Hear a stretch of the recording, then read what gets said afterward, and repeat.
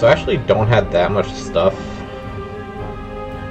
like that many tabs of like different study material, but I felt like going live anyway. And if this goes quickly, these are just notes from the last 2 days. I didn't do that much work, and a lot of the work I didn't take notes of everything, but these are just a few spots. Oh, I don't know why it's not loading. Okay. But yeah, just some a few different things that I was looking at that either maybe could help you, or just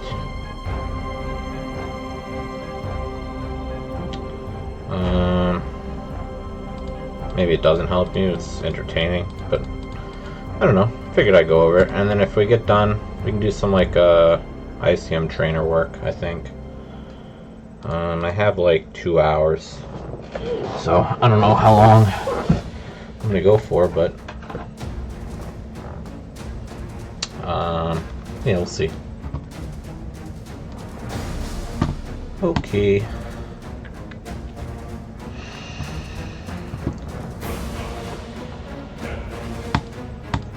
So first spot, so I'm reading my notes first. I flatted ace-9 suited in a similar spot. Wanted to start flatting greater than 20, but being so close to 20, I think just shove ace-10 suited, ace-9 suited, and play simplistic 3-better jam. So what I'm trying to get at is it's about 50%. On the top left, you see it's about 50% of the field left. So it's, you know, mid-game, but pretty early game still, I would say, in terms of like ICM effects, or bubble factor effects, whatever you want to call it. I guess that's a little loud, huh?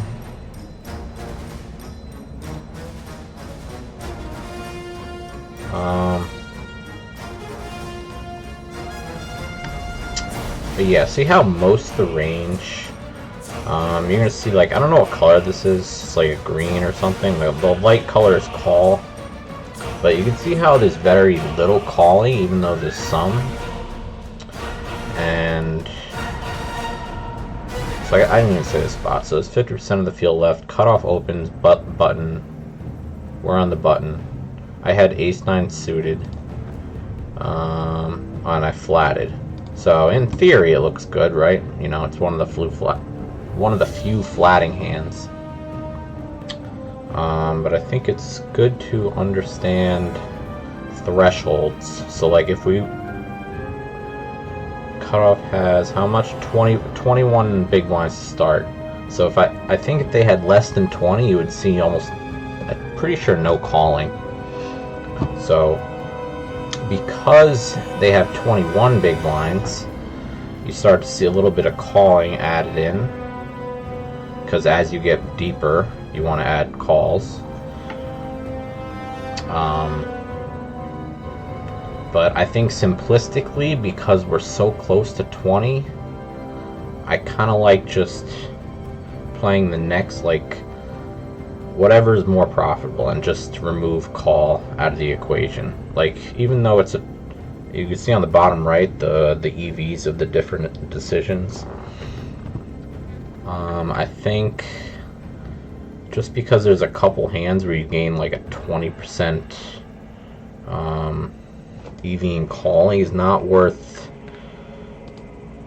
trying to complicate your strategy when you're trying to make fast decisions, which is most of the time when you're in game you don't have a very fast decision, so, or you don't have a long time to take your decisions, especially depending on the format, right? Some formats have very little time bank, they have short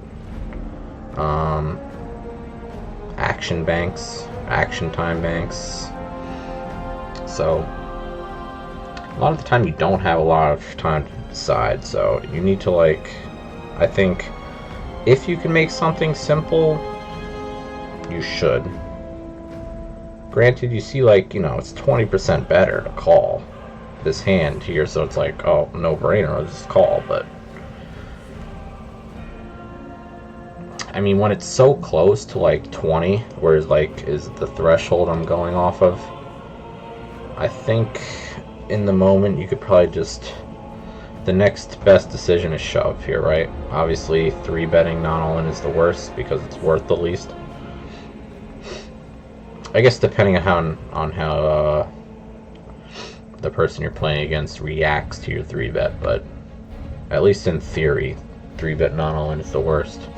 So if you want to, if you're thinking quick, you're like, okay, this spot's either a 3-bet not all in or a shove, I think that's very fair. Like if you get into this spot and you shove ace-10 suited, ace-9 suited, like, I think for simplicity that's more than fine. But yeah, I mean, I guess I flatted because I knew I was greater than 20, which is the threshold I think about, but it's like whatever. I guess when I first saw the spot I was a little confused, but after thinking about it a little bit and looking at the hands and the results, it seems a lot more obvious afterwards. Let's go on to the next one here. So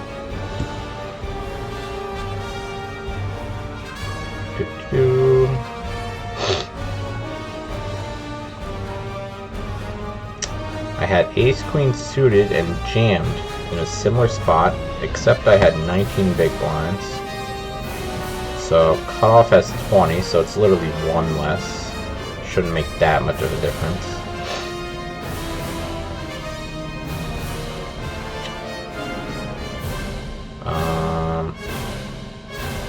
But yeah, see, this is a spot where we're 20 effective. Everyone at the table is actually 20 effective.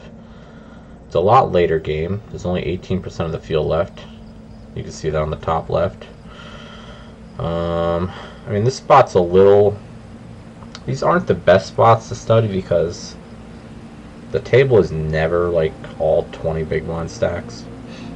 You can see the stacks is on the top right here. But at the same time, it's also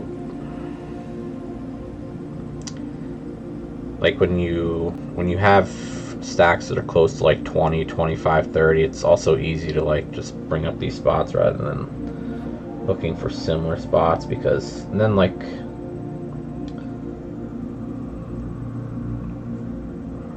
I don't know, I'm just saying this isn't like as realistic, but I guess sometimes it is actually. When you rebuy, they put all the people that are rebuying at the same table. So I guess that has some merit. But yeah, so I had ace-queen suited, and what did I do? Oh, when I jammed. And I highlighted the ace-queen suited, that's what you can see on the bottom right here. It mostly likes to raise not all in. But jamming's not bad too. So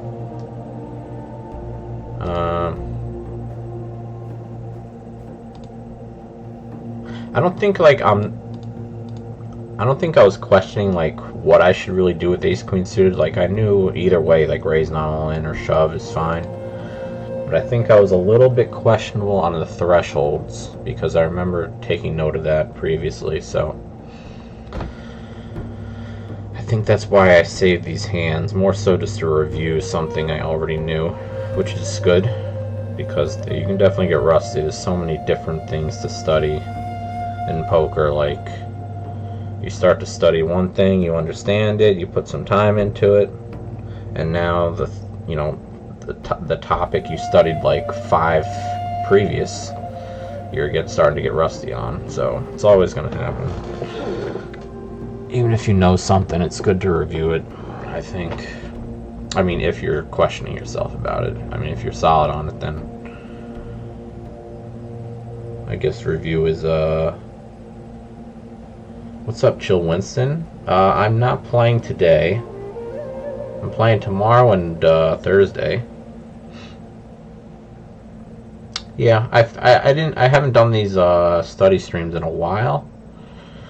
So I figured I would do it. I don't know. I just felt in the mood. But I do have to go in like 2 hours. So I was just going over some notes. I actually don't even have that many notes. Like, it's not really that deserving to even like. I mean, I could go live and do whatever, but like I didn't have that much material. So if I get through it, I'm gonna do some stuff with the trainer here, maybe, and then maybe even if I get bored, maybe play a game after or something. But I have I go to a yoga class and it starts in 2 hours and 10 minutes, so I gotta leave in like 2 hours. So I figured I would just do some stuff till then. Oh, I just noticed that light in the background. Wow, that's bright.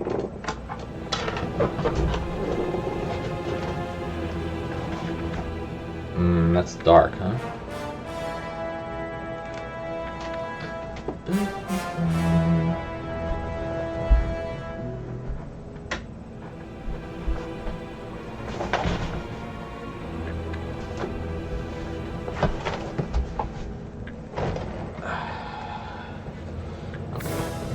I guess we'll just leave it slightly cracked. But yeah, let's go back to this. You didn't miss too much yet. I mean, it's not the most exciting thing, and if you don't play, it's probably not even that useful for you, but you only missed one thing so far. Wasn't even that like that crazy. I'm kind of looking at some thresholds right now. So what I mean by that is like right around 20 big blinds is where you start to like see a shift from like no calling to 3-betting, not all in, and shoving, and sometimes even less than 20 big blinds in late stages. You can still have like non all in 3-bets, like all the way down to like, I don't know how deep or actually how shallow, but I saw a couple spots recently where you can 3-bet not all in at 15, you know, to like 4 big blinds versus a 2 big blind open. But it's mostly done with like aces and ace king suited. But I was just kind of recently I've been playing and not being confident about those thresholds, so I just wanted to like look at a few spots. But yeah, I think like if you understand thresholds, like you know like when strategy shifts one way or another, it's easy to like build a range off that, just off of like previous work, rather than like constantly memorizing like different spots that are like sort of similar. I don't know if you're understand what I'm saying, but I think thresholds are very easy things to like learn, and then when you're on one side of a threshold or another, you understand the difference of how you want to play based on which side you're on, then you could just, your mind is shifted in that direction, and then you can kind of, even though you're not looking at like a sim in front of you, you can kind of build it off memory in your head. And you're not going to be, you know, perfect at it, but you know, it's just about being close and not making big mistakes. So yeah, I think just in general I've been very confused about these thresholds short stacked, so I was just reviewing a few spots. This one I had ace queen suited and jammed, but I had 19 big blinds, whereas this spot I have 20. And I highlighted ace queen suited down here, and the EVs are all about the same. It's not even like an interesting spot really, like I guess as long as you don't jam. So I guess jam is like pretty bad. I mean 0.05 doesn't sound like a lot, but if you compare it to 0.42, that's what, like 8%.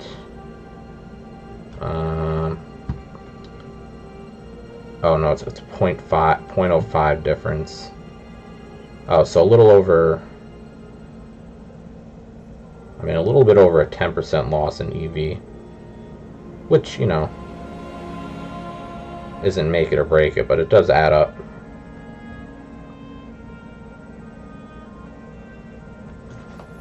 Yeah, that's for sure. People are a lot of people are way too loose in the late game. There's some. I mean, you can flat in late position. I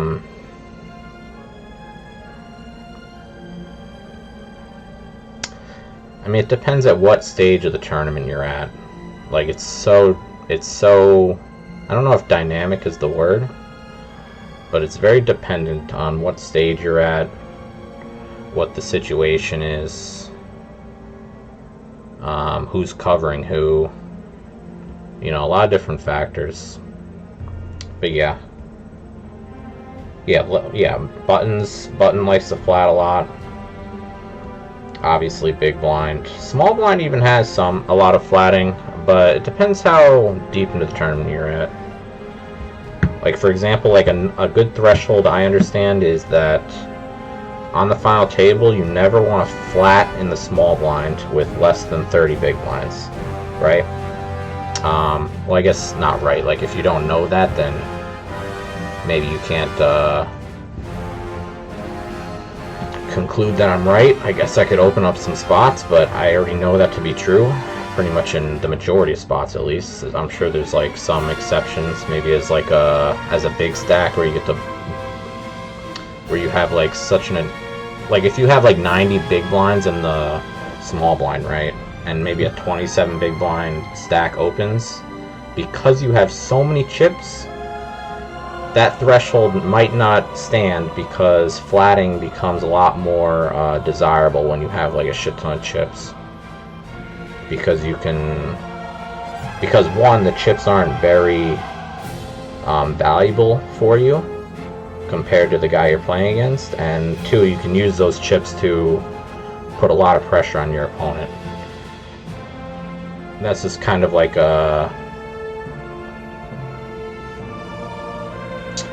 but that's like an outlier, right? Like, you're not gonna there's not so often that there's massive chip leaders. There are some cases, but I would say on average it's pretty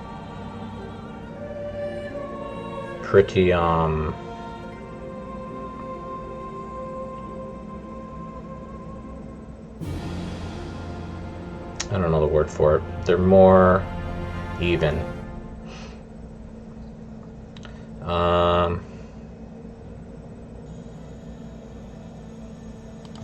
Oh yeah, we were talking about flatting. But yeah, in general, like, final two tables or so, maybe not like the start of the final two table, because it's not, but like as you're approaching the final table and on the final table, a general rule of thumb is don't flatten the small blind with less than 30 big blinds. You either want to jam or 3-bet not all in. And if you know that, you know, it's a lot easier to like make your decision, right? Like, if you know you're never flatting here, all you got to do is think about whether this hand is in your range and what this hand wants to do, right? Like, which of those two decisions that you want to make.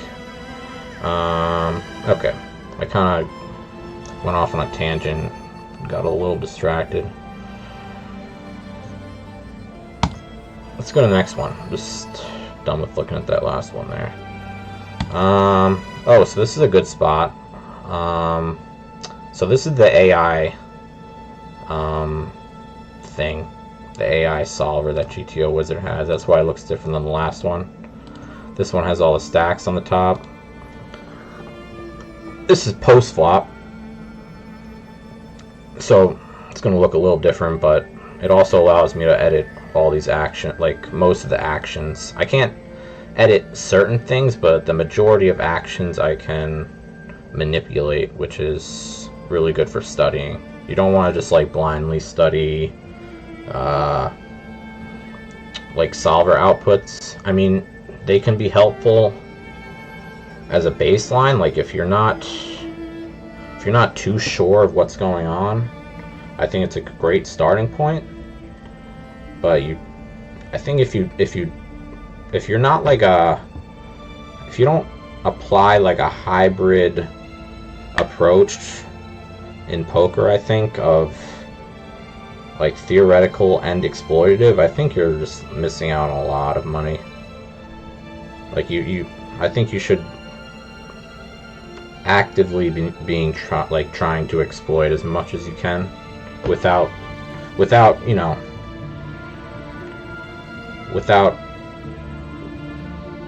while trying to avoid like stupid mistakes while doing it. But you know, that's what taking good notes is all about. Taking good notes, maybe being able to read a HUD properly and apply sample size and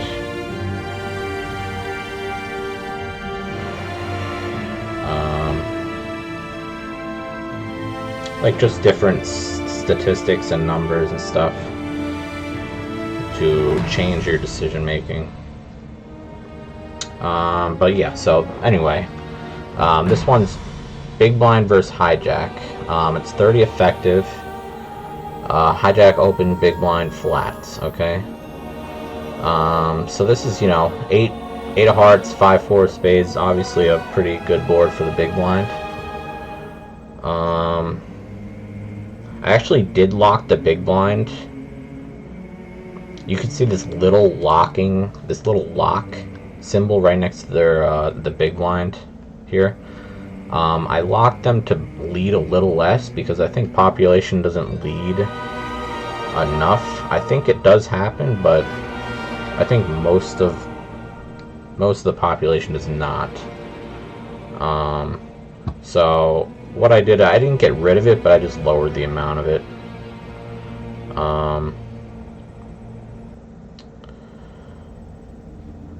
But anyway, so in the past, or like not in the past, so I've been betting these flops small, where as you can see the AI chooses to use a big size here. If you can see it, like 67% on the flop. So that does make sense to me when I first looked at it. Yeah, it's a good idea in a node lock. It is.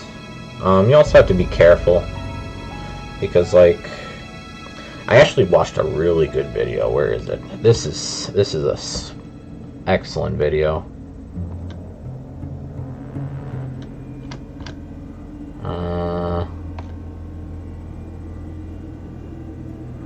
Okay, I don't know. Let me see. I'll open it on a different monitor here.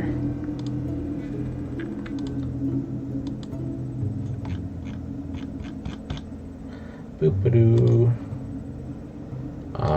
Oh, that's not it. Great.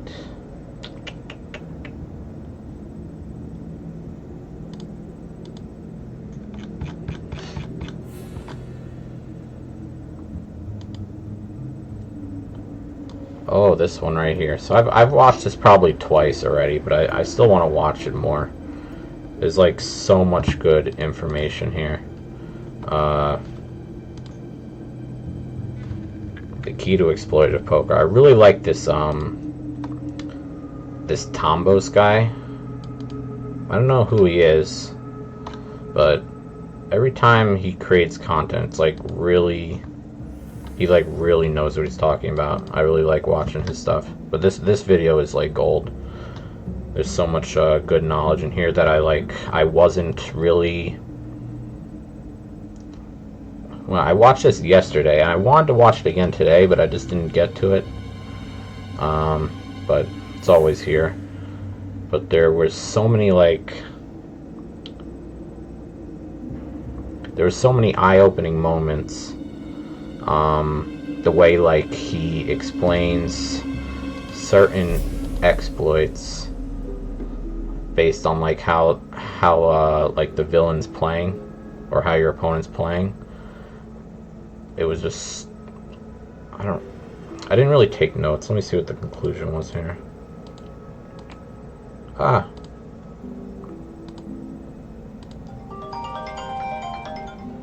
Spam risk. Well, at least they tell you. At least your phone tells you it's a spam.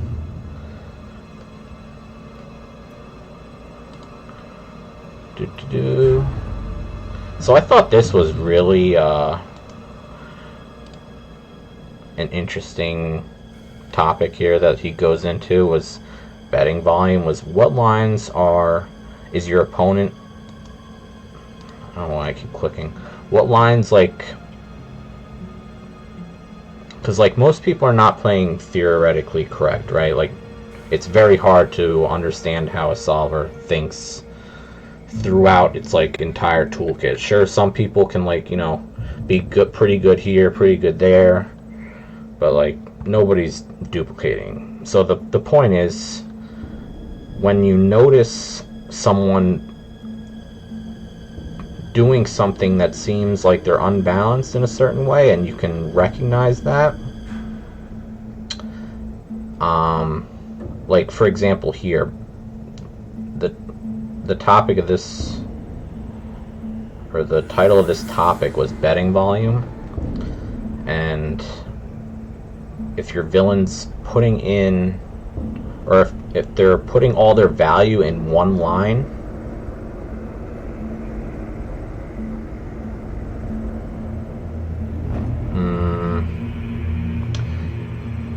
you know, I'm still not like, I would just recommend the video.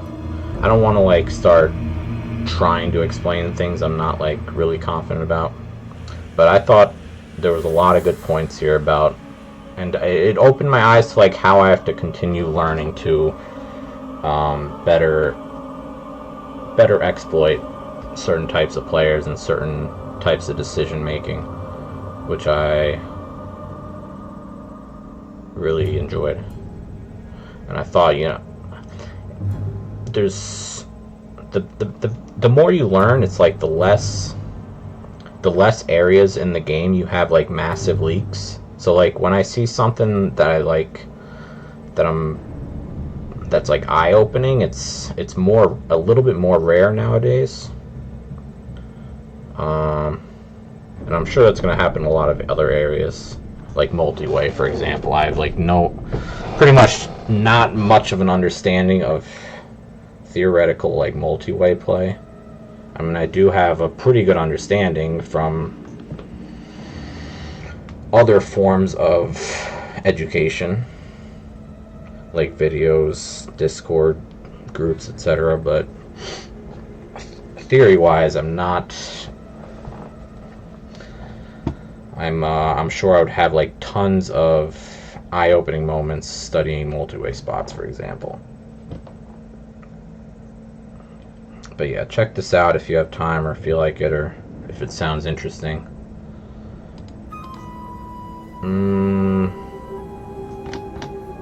Okay, so what did I say here? 50% left.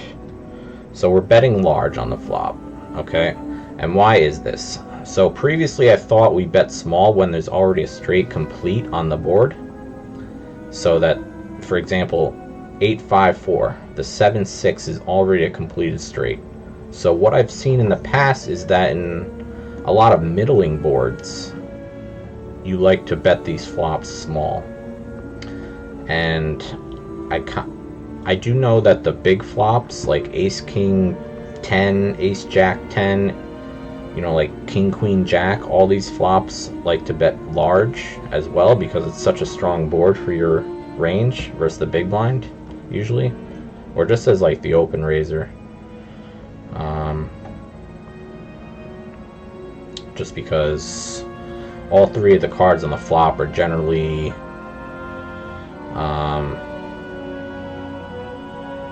the sets that would be on the flop are generally 3-bet by whomever, whether it's in position, out of position, big blind, where that you just have a massive advantage on these boards. So even though there's a straight complete, you still like betting large. But like on a it's one of these next few slides here, but like Jack 10, oop, what the hell was that? Jack 10-9, now it likes betting small. Why? I think it's because we have less overpairs. Big blind, you know, we'll have all the king queens here. They won't really have the sets, right? versus hijack. Maybe you decide to, but maybe you decide to flat nines versus hijack. But other than that, you don't really have the sets, but you still have the 2 pairs. So it's like not as, it's not, and the straight is complete, right? There's also a straight on board compared to like a Jack 7 like 5 board, where there are plenty of straight draws, but there's not a completed straight already. So that was a mistake by me to kind of take this, take the fundamentals I've learned from this board and I applied them to these kind of boards, and I was betting small because I thought they were similar boards, but they're not. And it makes sense. We have more overpairs here, right? The straight is complete and it's a good board for big blind, so we generally tend to check a lot. That's what the light color is. Because one, we don't have offsuit 8s in our top pair opening range from hijack. We're not going to open like a king 8 offsuit, a queen 8 offsuit, or at least we shouldn't be. So, or you know, in theory, you're not going to. So your betting response ends up taking that into account. Okay, so this kind of board is pretty good for the big blind, right? And it's pretty not good for us. We don't have any top pairs. We don't really have any 2 pairs. We have a ton of overpairs though, right? That's where we do shine. And so, you know, it's going to reflect that. We check a ton, but when we do bet, it's large. So that concept I didn't know. Generally, the more hands that you want to check, like the larger your betting wants to be when you do bet.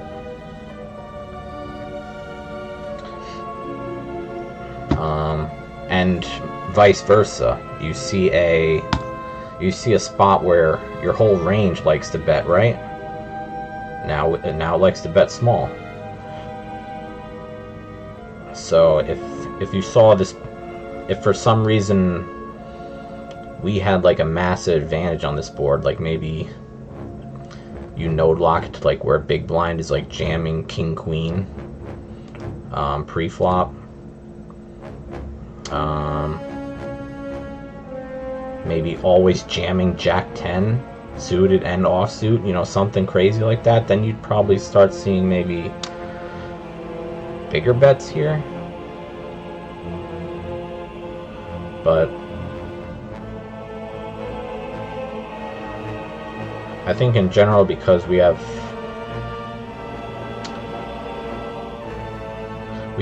a little bit less of an advantage here. I don't like anything I was about to say, so I'm just gonna skip that.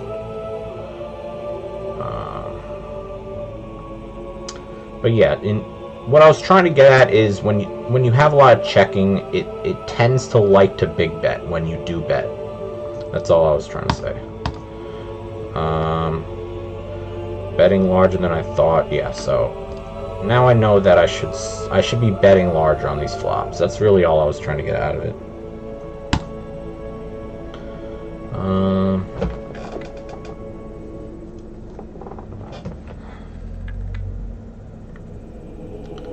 Same spot, slightly different board, and big bets. So I thought maybe because it's like 8-5-4 and not like 6-5-4, that maybe that's why we wanted big bets, and I wanted to confirm with, you know, more of this kind of board that I thought maybe this kind of board we'd want to shift to small bets just because it's so good for big blind. But I think the fact that we want to check so often just trumps the fact that I think the board is less important.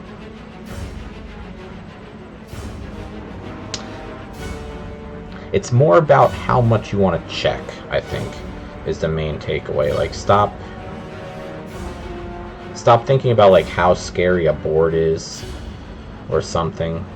If it's a board you want to check have like a checking range, possibly a large one like this range, we're checking 65% of the time, obviously, because this board is terrible for us versus the big blind. The big blind has all the 6-5s, 5-4s, 8-7s, 7-3 suited, 3-2 suited. We don't have any of those, right? That's why it also wants to lead a good amount, and I toned it down because I actually didn't lock it in this one, but it definitely changes your strategy.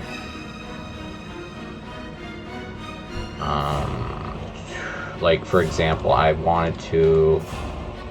Did I take a screenshot out of it?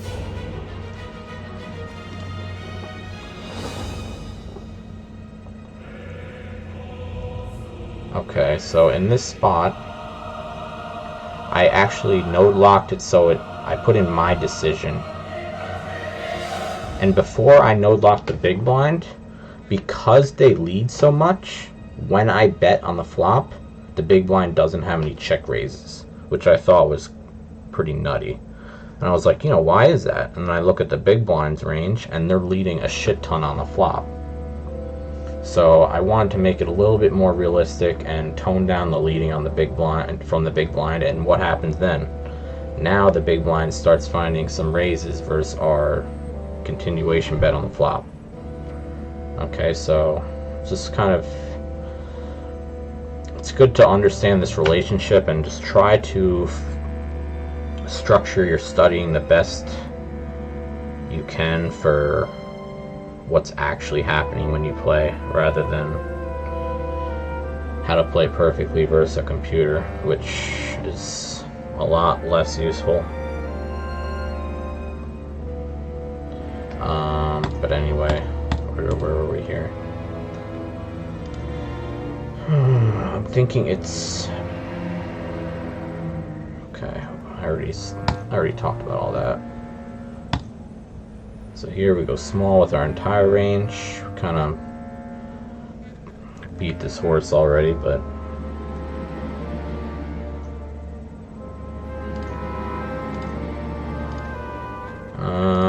and again, this is just to reinforce the fact that we go big on these flops. I mean, 40% is not crazy big, but I don't generally.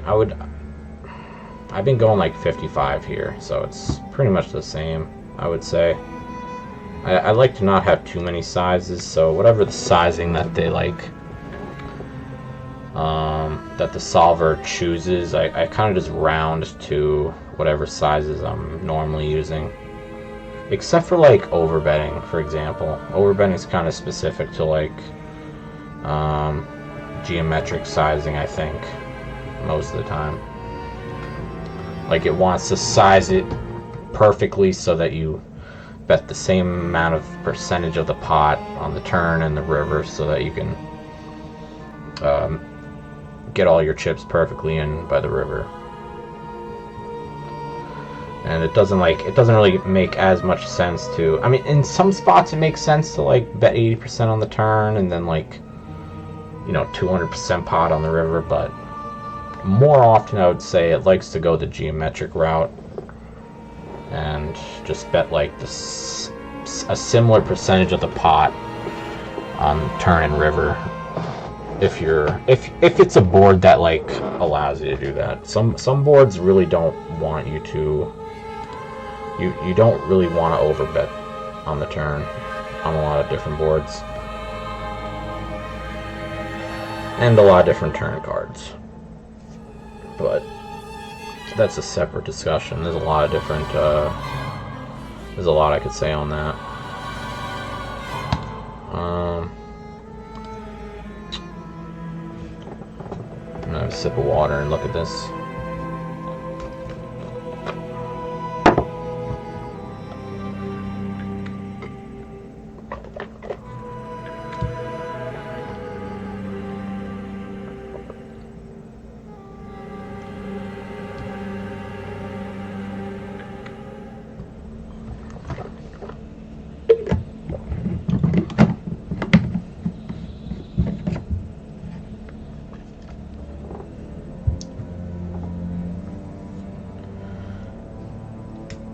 So I'm going to open up this spot here.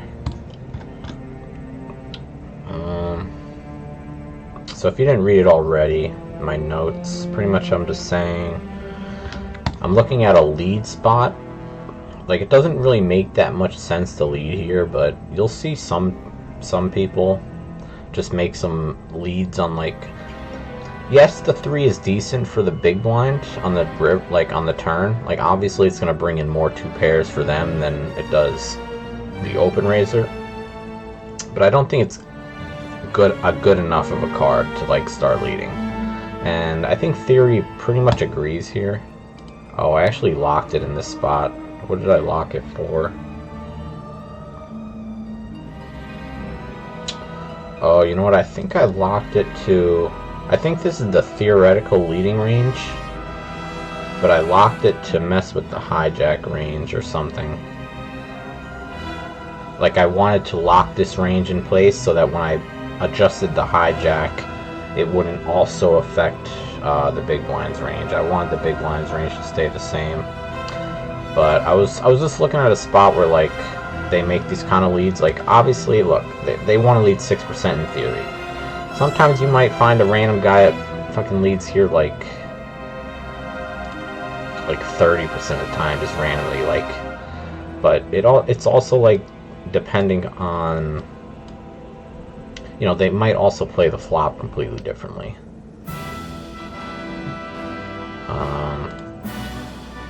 Like maybe when I c-bet,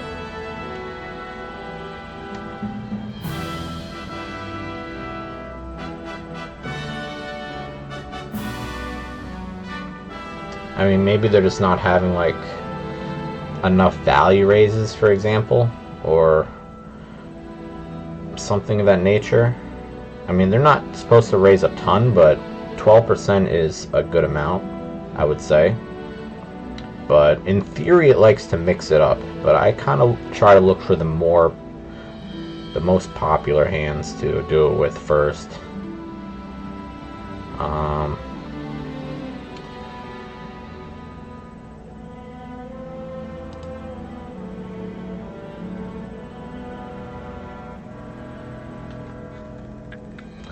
Yeah, but let's say they choose to maybe lead a lot more of their top pairs because they're like, okay, the turn's good.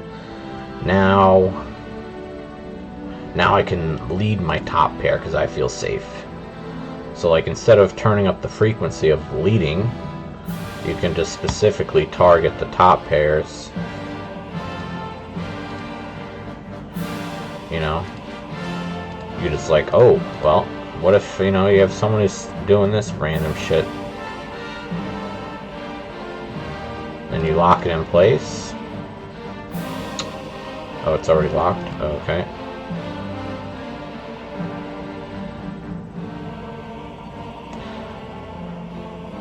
And then when they check, now they're probably not going to have any top pair. And let's see, you can compare the nodes. This was before on the right, and on the left is after. So let's see what the difference is here.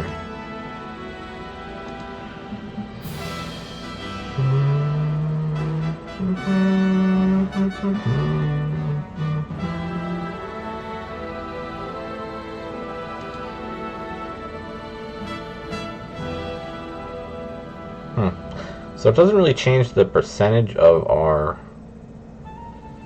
betting by much.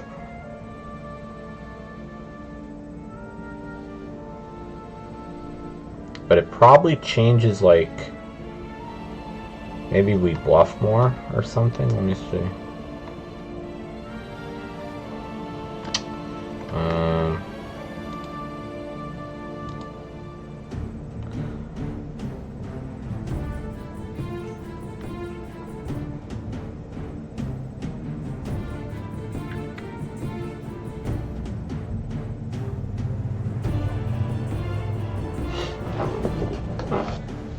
Not really seeing too much of a difference anywhere.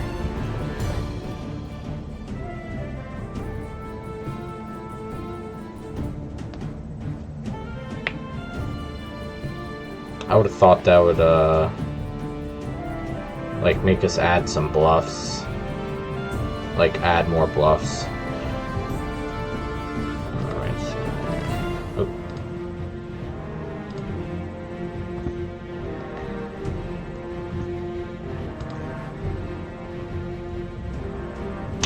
All right, let's reopen this one because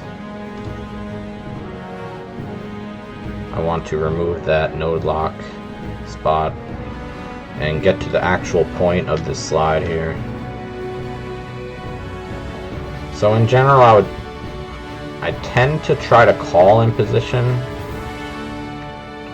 I try not to raise too much in position, but a lot of the times when you're like short stacked, it's a lot more of a thing. When you're deep stacked, I find there's not as much, but when like in this spot, for example, the big blind finds the lead after the 3, right? Like, it's not a very common thing, but just something to look at, because a lot of these vulnerable overpairs gain a decent amount of EV jamming. So that, and you know, some like Ace 8 likes to jam a lot, except for Ace 8 of spades, because it's I guess it just doesn't, the whole point of the jamming range here seems to be like vulnerable hands mixed with some like draws like Jack 9 suited. But in general, if your hand needs protection very much, it's very applicable to jam 200% pot here. Like, we're not raising like to 6, 8. There's 200% pot behind. It's a you know, kind of wet board. For your pocket 10s, there's 4 overcards. What? 1, 2, 3, 12 different straight cards, and 11 different flush completing cards to come. Like, there's so many bad turn cards that we are just kind of playing a little bit. I don't know if I want to use the word protection or not, but I think it's just worth noting that we can jam 200% pot here. And I think I've been getting a little bit better at these kind of spots. It's not a common spot, but like, it's kind of like a fundamental of short stack play, where you're gonna do a lot more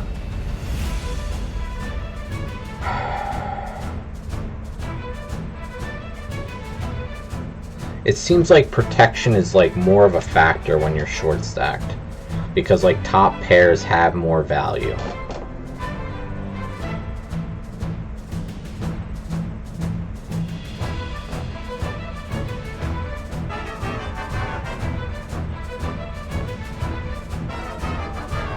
Yo, what's up? Yep.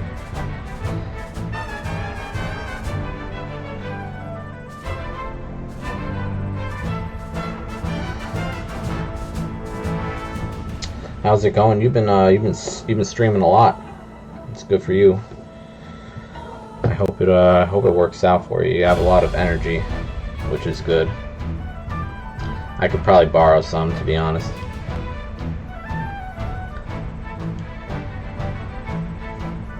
But yeah, I actually I don't know if, let me see here. Oh, I got my new computer right there, so I actually just got in the mail my Amazon package. It has a USB to CD drive, so I can download a Windows 11 onto it and get started setting it up. But I built it myself. It's the first one I built. I mean, it took a lot of work, but the next ones, and you know, the knowledge should be good for me, I think. But yeah, once I have that set up, I'm going to be doing, or I'm going to try to, you know, get close to you and put in some hours, you know. Because I think hours are good. And which I'll be more inclined to do so because I won't be lagging, at least hopefully. I mean, I shouldn't be lagging at all, but if I do, I have a second computer, which I'm using right now. So I can set that up. I can set up like a dual stream or a dual PC stream where I just use the old computer to broadcast what's on my other computer, so it kind of takes the load of streaming off. But hopefully, I don't have to. Hopefully, I don't have to do the dual PC setup, I guess, because it's kind of bulky. I don't have that much room in here.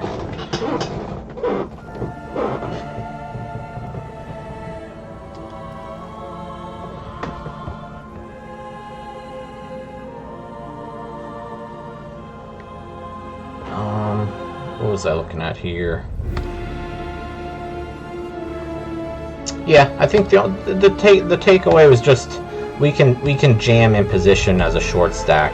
You know, a lot of the times I like to mostly just call in position up until the river, right?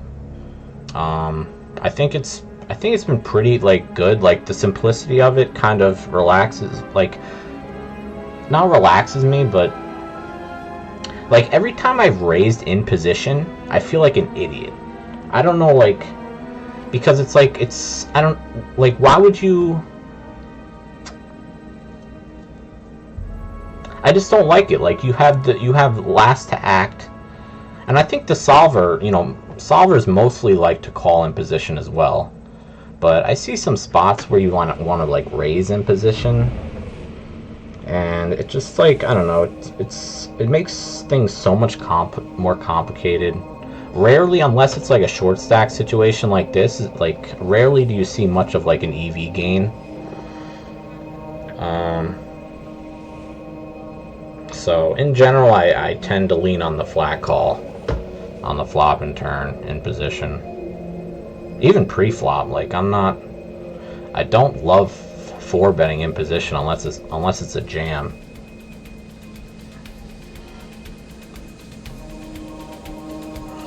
Like I'd rather just flat aces and kings and just run you over post flop, you know what I mean?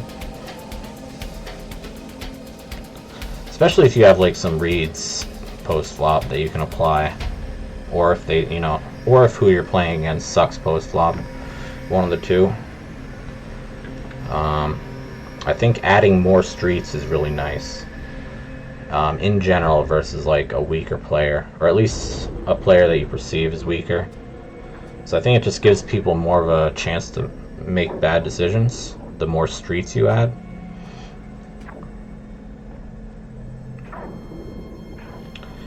Like I think it's hard to make too much of a mistake. Like that's not true. It's very easy to make a mistake pre-flop, but in certain like game trees, like certain like decision points, I think for anyone other than like a novice or like a recreational player, I think it's hard to make like too big a mistake. But like I think it's very easy to make a mistake on the turn at a position, you know, on different types of boards, like if you're not studying and knowing the difference between the two, or like not between the two, between like different, you know, how your range interacts with your opponent plus the board. All these things factor, and I think it's like way easier to make mistakes in that point of the hand than it is like pre-flop, for example.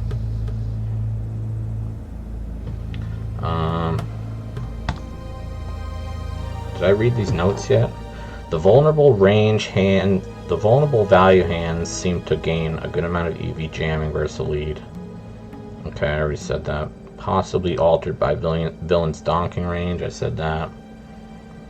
Oh, I said all this. Okay. Oh, so, like, as you can see here, I think this is very, like, unnatural for people to do. Like, first of all, this is a very uncommon spot again. The big blind's leading into us on the 3, which doesn't happen a lot. But because of that, because of the range makeup of the big blind's leading, the ace-king with the king of spades becomes a lot more profitable to shove. But I imagine if you change the big blind's leading range around a little bit, it's gonna like, it's more about blockers rather than like,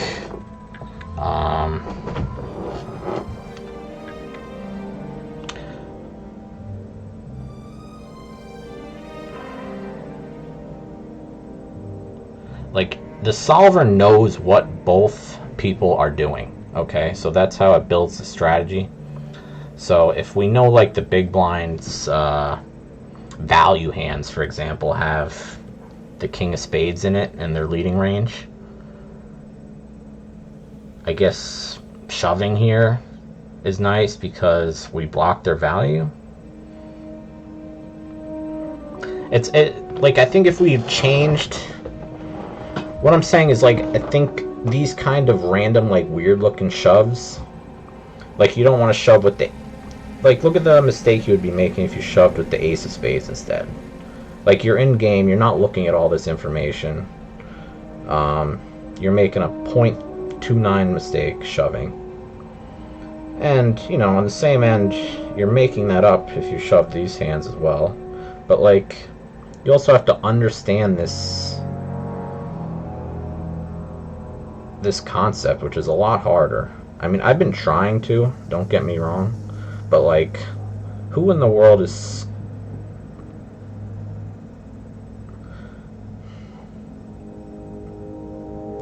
There's lots of weird plays like a solver will make, and I think it's either done very rarely or, like, not at all. And I think there's people who understand this kind of stuff very thoroughly, but I think it's hard. So, I mean, if you can do it, go for it. But I think if you're going off of, like, a vague understanding, like,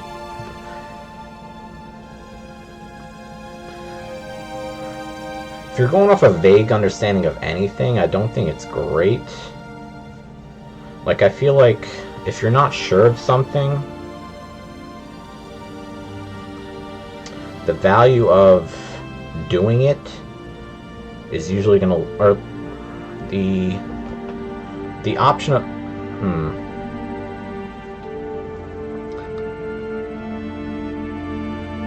you can make more mistakes, I think.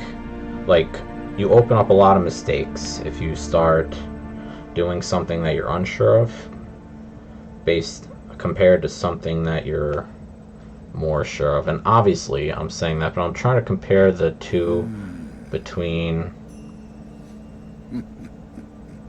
like, making a decision that you're unsure of versus avoiding the decision. Like, I feel like avoiding the decision is usually the less risky route.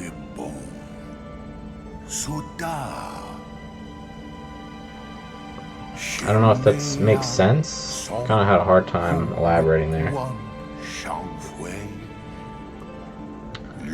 But I feel like if you're not sure of something, and you try to apply it, that's when big mistakes occur. While if you avoid it, the only mistake you make is avoiding it. So, like, the difference between doing it and avoiding it is the mistake. But, like, when you do something and it's wrong, I guess it's like the same difference, huh? I guess the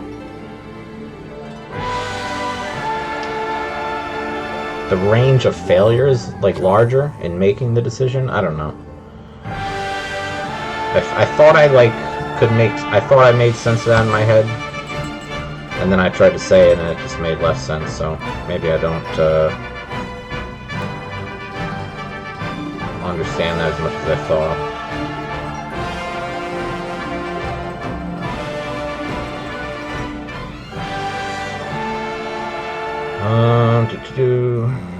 Yeah, so I don't know, like, I think it's very cool, like, if you find the jam here, but I think it's also really hard to pick out the right hands. Like, let's bring this up here. Did I already have it up? Is this it? Okay, it is. Like, so now with the ace, with ace 10 off, now it's better to have the ace of spades. Granted, it doesn't, you don't gain like that much EV. Not as much as like the ace king did, but it's something. But now it's choosing the ace of spades rather than the 10 of spades. So with the ace king, it chose the worst of the two cards as the flush blocker. But now when you go down to ace 10, it chooses the stronger of the card, or the stronger of the two cards as the flush blocker. And then it randomly chooses ace of clubs, 10 of spades. Like, it's really hard to understand this stuff. Because, like, alright, so having the ace of clubs is not terrible, right? Because we're on the turn. So after the hijack bets, we're going to fold out a good amount of ace of clubs. So obviously having the ace of clubs is pretty good. Having the 10 of spades is good, but then why isn't having the ace of diamonds, 10 of spades, good?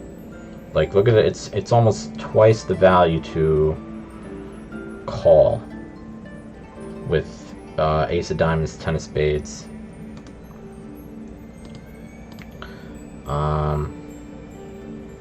And then, you know what I'm saying? Like, ace of diamonds is the same of ace of clubs, I feel like.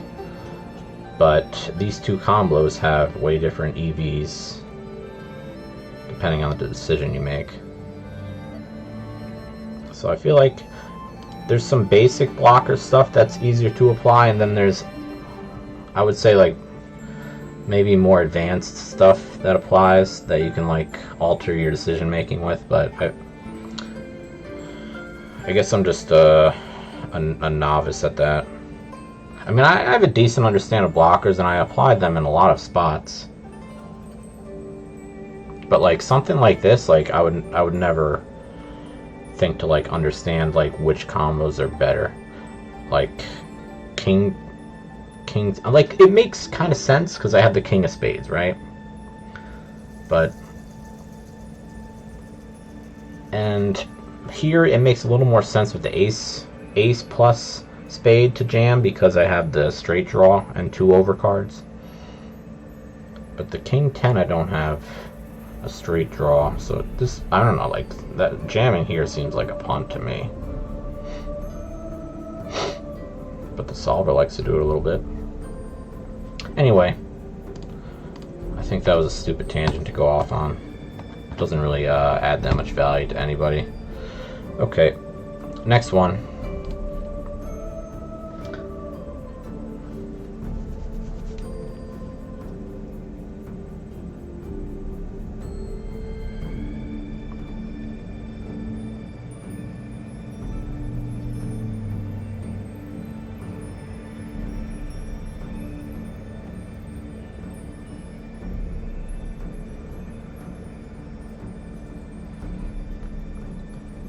Yeah, that's true. The EV difference between, like, a small bet and a check are usually going to be pretty marginal compared to the... I guess it depends on the spot.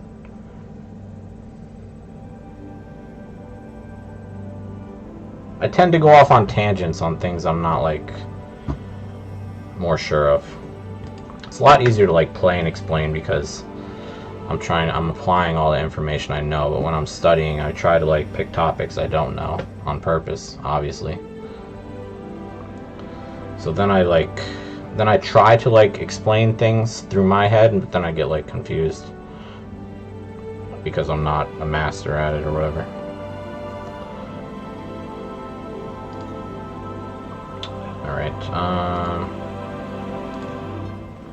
Alright, so I called up, I was doing some trainer work, some ICM work. This is a final table spot.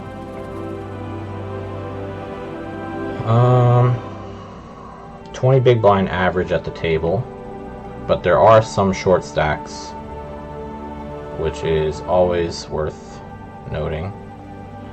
We got 3 short stacks. Low jack has 5, high jack 7, small blind has 10. Alright, so here the hijack jammed for 7, and in the small blind I called off with ace-7 suited in the trainer. And I thought I was fine, but it's a few hands off. Oh, I have it here. I mean, it's a minus 3.8. Punt is not great. But the takeaway was that you want to call off a lot tighter versus late position, even though he's only got 7 big blinds. Like if he jams 7 big blinds from the button, I'm pretty sure I'm calling like ace-4 suited or something. Ace-5 suited. But because he's from the hijack with a lot tighter range, and we have the big blind behind too, who covers us in a big stack. But yeah, I don't know. It was just it's good to note that I think from the earlier positions we want to just call off a little tighter, even though we're second to last to act in the small blind, which is always good. If you're gonna call off something a little loose on the loose side, you don't want a lot of people behind. But yeah, because another reason I called off the ace-7 suited is because I had another spot recently where the small blind jammed into the, was it the small blind? I think it was either the small blind or the button went all in on a final table. And I think it was a small blind. Had a big stack. I was in the big blind with ace-9 suited, and I tank called because I was confusing it with a different spot. But I saw that like ace-4 suited or ace-4 suited was the bottom of that calling range. So I was like, ace-7 is probably pretty close here. But I think because of how tight the hijack should be shoving compared to like a small blind shoving range when they cover you, the range is obviously a lot tighter from the hijack. So it's sometimes you can get caught into like a recency bias. You start applying information from stuff you've recently studied, even though it might be incorrect for that specific spot. You apply it because it's kind of similar, but it's more important to like try to take in each hand as you're going and really like apply the specific factors of each situation rather than just lumping spots together.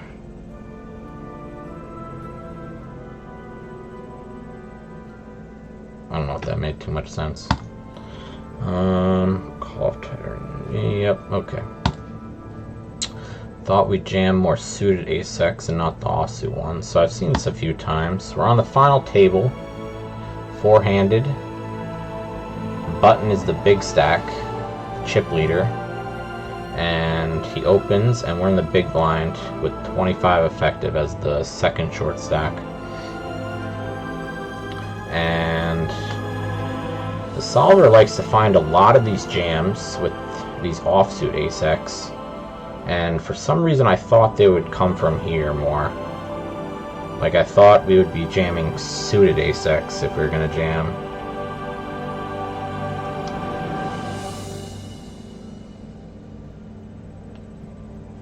So I was kind of surprised to see these. Like I would have never jammed like ace-7 offsuit here, ace-8 offsuit. I don't even know if I will in the future. Like if you can see the difference of the EVs on the right, like the EV's pretty much the same, but it's like it's good to, it's still good to see like that are just like maybe try to add to your understanding of how the solver works is I wouldn't have guessed that they use the offsuit hands. And I'm not really sure why either yet, after thinking about it for a little while. I mean, obviously it plays bad post flop, but in an all-in situation it sucks a lot worse than having a suited ace. I mean, not by much, right? Like, the odds of making a flush is pretty low, but I just figured, like, if you're gonna get called off, I feel like a suited hand is usually a little better. And I think for the most part, like, I think I'm right about that. Like, a lot of the times you'll see the suited jams, but in this spot it likes the offsuit ones. Maybe we'll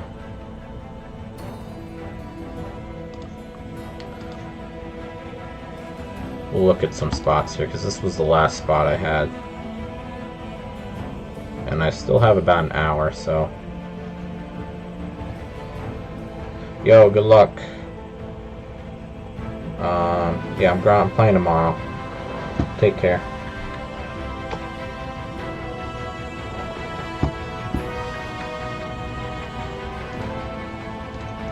So I'm gonna look at some spots and see if I can find some different responses. Maybe like change up the stack depth a little bit in the big blind. Maybe go a little shorter. Maybe it's like a less than 20 thing. So here we're on the final table. The cutoff is 5, so that's very interesting, worth noting. And now we jam these. But I guess because the cutoff is so short compared to the last spot, that all these offsuit ace-X are just going to become too weak to play. Let's look at the bubble factor difference. So here, the big blind has a bubble factor of big blind versus button 15.7, and here there's not really any super short stacks at the table. So big blind versus button is 15.1, so it's actually not that different, huh? It's only 0.6 difference. We're folding 76.3% here.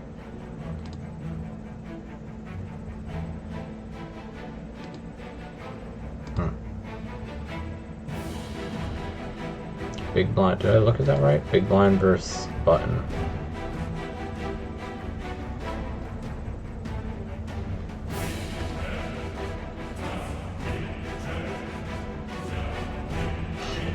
Trying to figure out why we're playing almost 30% more hands in this situation.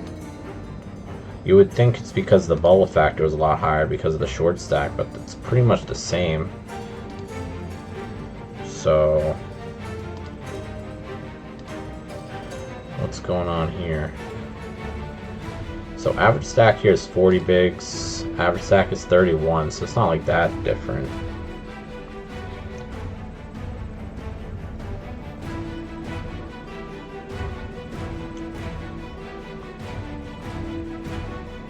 But yeah, this is like more of the typical response that I'm used to seeing, is like, you know, you jam these low suited ones. Sometimes you jam some like King X.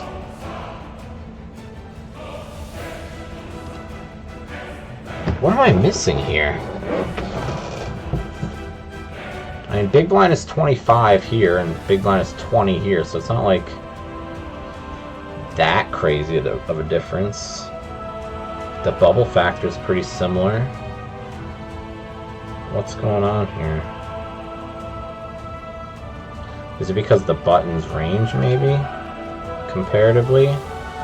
So buttons opening 70% here, while as...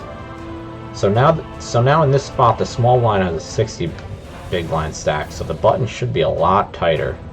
Like, obviously we're not going to play like this, right? Like, this is insanely loose. And that's what a chip leader can do. They can be stupid loose. But in this case, the button shouldn't be. Yeah, so that's the difference here. Okay, we figured it out. That's the big difference. So the button's opening 61% versus 27%. Therefore, changing the type of hands we want to play. Or let's specifically look at the jams. So versus a tighter range, we want to jam the suited ace-x. Why is that? Maybe we're going to get called a lot more often. And they're a little bit better in an all-in situation. Whereas this spot, we're going to get a shit ton of folds. Having an ace is good for that. And not only that,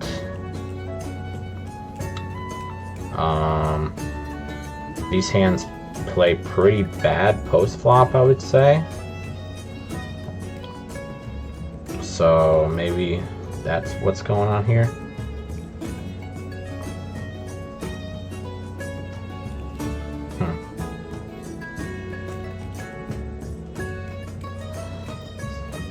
So we're jamming a lot more offsuit hands in this spot.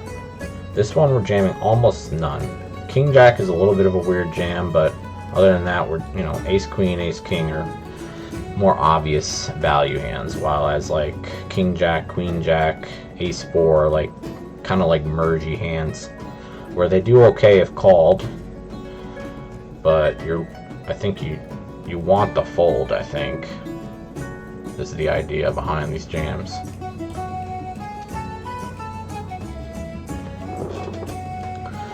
And the properties of these hands, like, they do okay when called, I think is, you know, the idea. Like, Queen Jack is great, you know, even if you get called by Ace King, you're doing fine. You get King Queen offsuit to fold, King Jack offsuit to fold.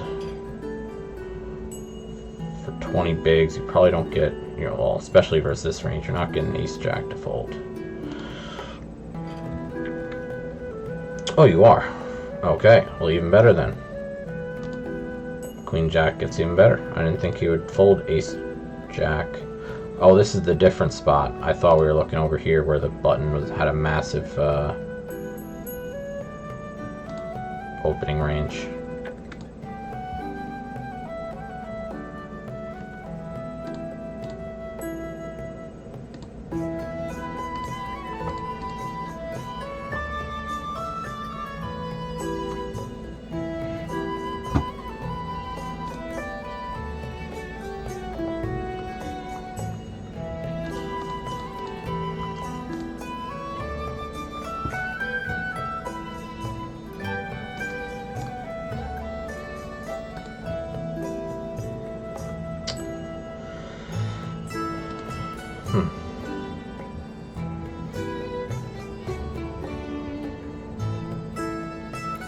So let's see what happens. We jam our Ace 7 offsuit.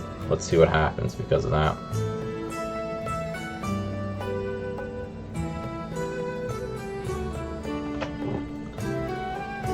I mean, we get a shit ton of, we get 83% of his range to fold, first of all. That seems massive compared to this spot when we jam. I mean, we still got 81% of his range to fold.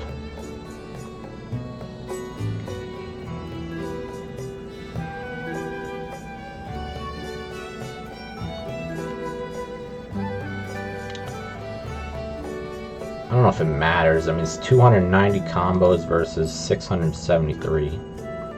So in terms of like volume, we get a lot more hands to fold, but percentage-wise, it's about the same.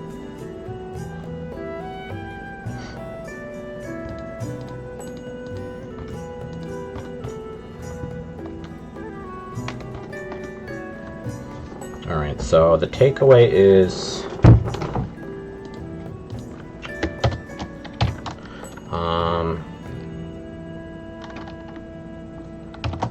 in this case, the button has a very large opening range.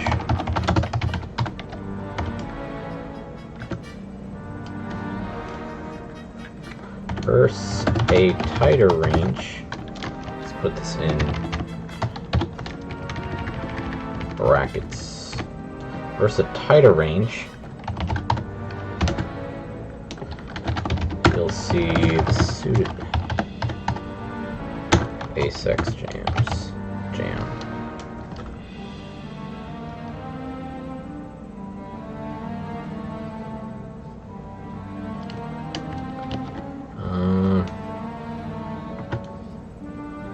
And because of this very large or a very loose opening range, it starts to lean on all these offsuit hands to jam. 14.7% versus 4.8%. So we jam a lot less versus the tighter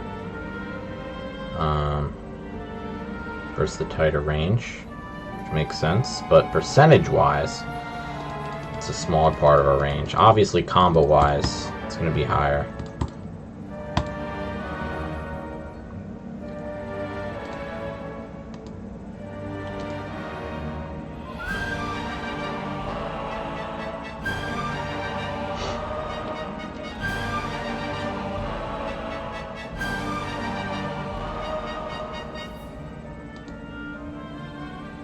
I'm not really sold on the reason why we shove all these offsuit hands, more so.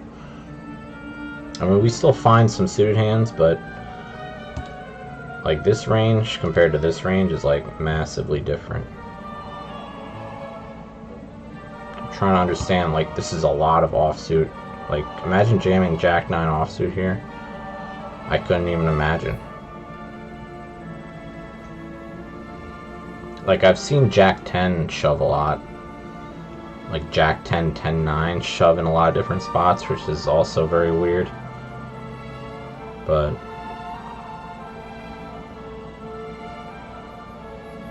I don't know. These like seem so awkward. I mean, I can get behind shoving these a little bit more so. Like, I guess they kind of have similar properties, like when called. Like, yes, when we get called with the ace, we always, you know, except of the time when you're up against aces, you have the aces and out versus all the pocket pairs above the 8. And then these, on the other hand, like Queen Jack off, Jack 10 off, when you're up against Ace King, Ace Queen, you have 2 outs. So like,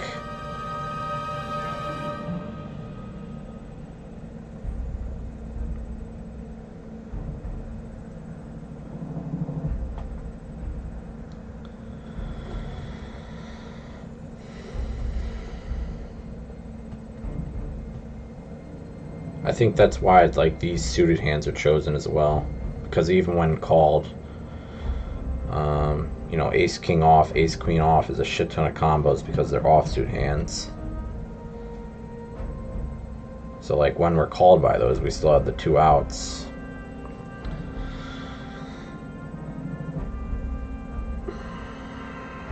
That's why we're not seeing like I think I don't know, sometimes you see these King 6 suited jams as well. I guess it really just depends on the opening range.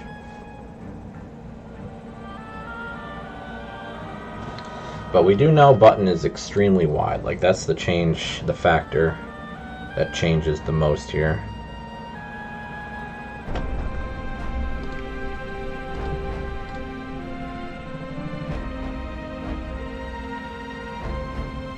So in this spot they're playing 27% of hands. Here they're playing 69% of hands. More than double. And because of that, for some reason we lean on these offsuit jams.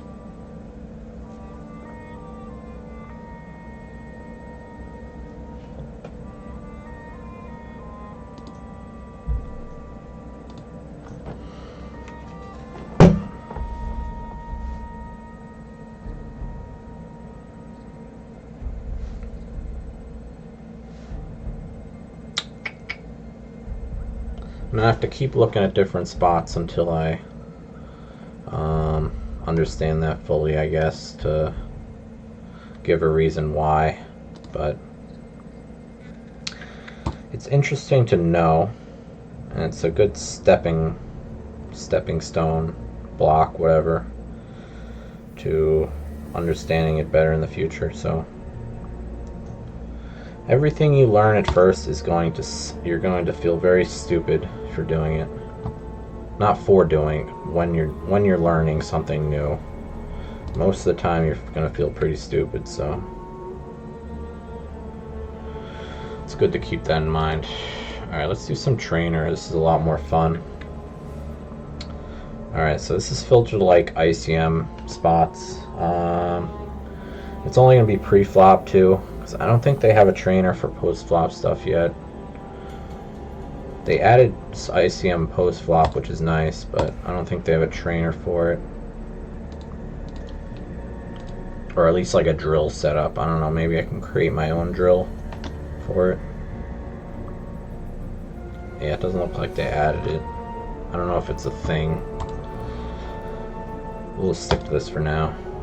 I did some hands earlier, so we already have like 20 hands in for the day. 20 decisions, 3 mistakes. Not terrible. Not great either. Final table, ace-10, no good. Correct. Ace-king for 19 on a final table. We got the one shorter stack. Do we want to raise non-all-in, or are we shoving here? I think we're shoving the offsuit hand for less than 20. If I had like 22 bigs, I think I would non-all-in raise.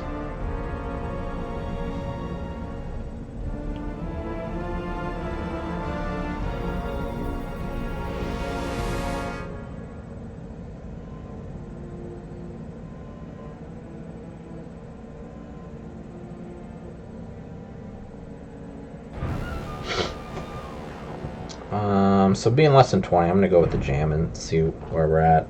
I don't think I'm surprised there's like not a raise to like 10 or 11 option here. I'm not sure why they're not giving me that option. Normally they do.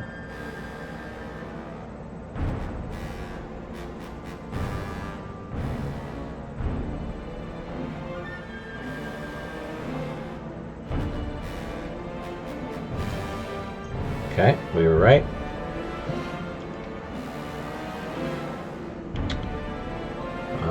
Let's check it out though.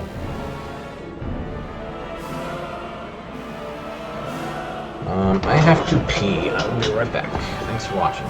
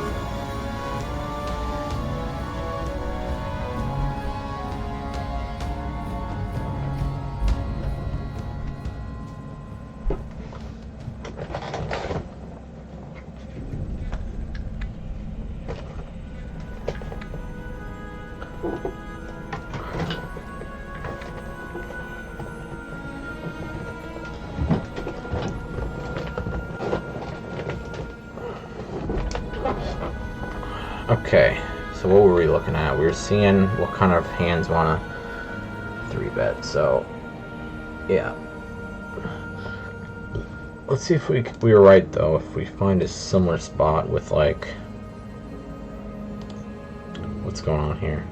So low jack opens, final table, but now we're on the button with like 23 or something. Let's see if we can find something like that.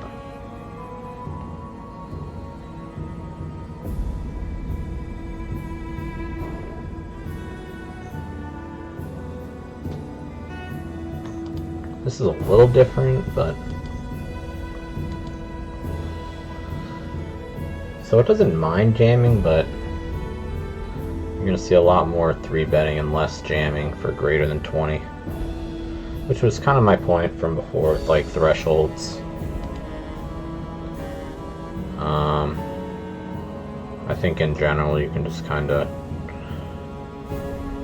just take out the jams here. Like 1.1%, is that really like worth your brain power trying to construct this range, or can we just get rid of it and play non-all-in raise or a call? Like clearly this is the least used option out of the 3 here. So I like trimming the least used option. I think it makes it a lot easier.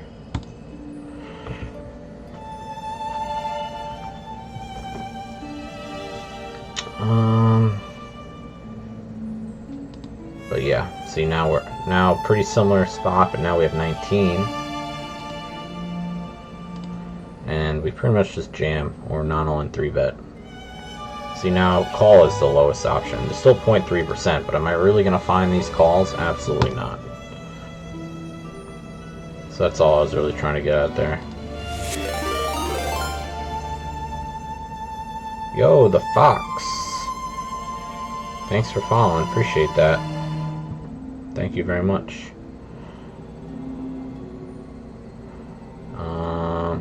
What was I doing here? I think we were just going back. Yeah, okay. Let's go to the next one. Another FT, I'm pretty sure we fold this. Just think about it for a second. I mean, we do cover, which is nice, but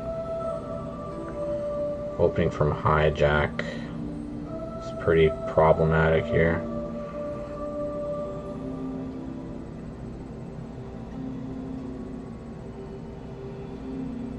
We're going to do a little bit of non-all-in 3-betting, but not much. Like our value is pretty much aces and ace-king suited. All our other values going to jam. I'm just thinking about, do we call this? I don't think this goes into our bluffing range. I think we fold. Like I want like something saying like just defend king 9 off plus king, the offsuit 10s, maybe even.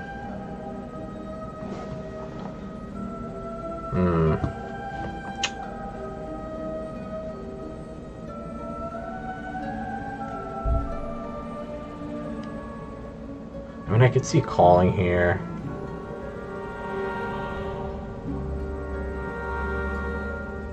We should be able to call a little tighter because or wider because we cover them.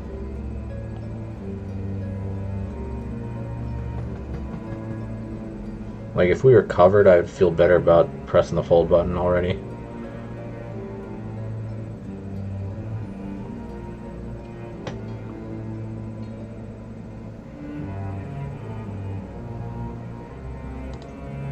Okay, fold. Oh, yeah, it's pretty close. See, it's right on the edge of call and fold. That's why it was so hard, I guess. It's 0 EV to call, 0 EV to fold. It's not even that bad to 3-bet not all in. So, okay, next one.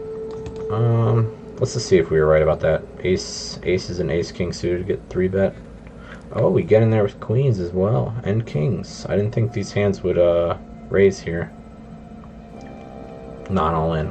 But I guess since we cover them, it makes sense. Like if we're the covering stack, or if we're the covered stack, I'm pretty sure we want to jam these. But because we cover them, big blind versus hijack here.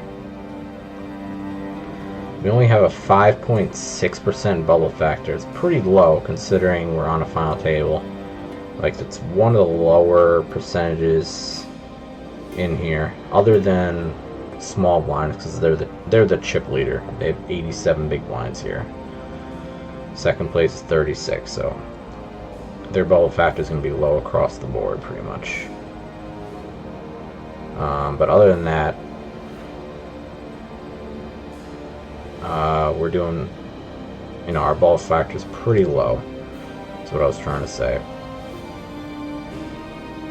So I think that allows for more 3-betting. Let's find a similar spot but where we're covered, just to confirm this.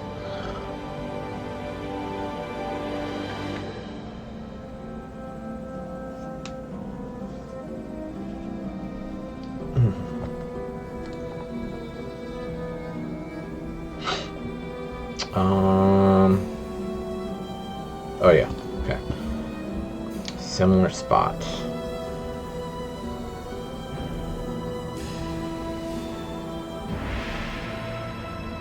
So hijack has 15. So we're 17 effective here, sorry. So let's try to find something in the big blind where we're roughly 17 effective.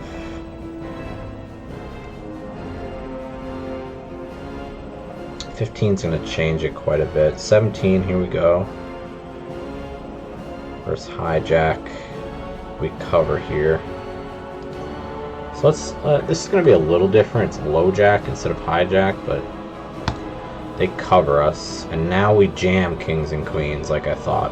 So I think that's the determining factor there, is being covered, whether or not you want to add more of these 3-bet non-all-ins when you're really short. So this spot we are covered in the big blind by the opener, and we're jamming kings and queens. Here we are covering the opener by quite a bit, and that allows us to 3-bet non-all-in, because it's not as big of a deal if we induce a jam. Like here it's pretty...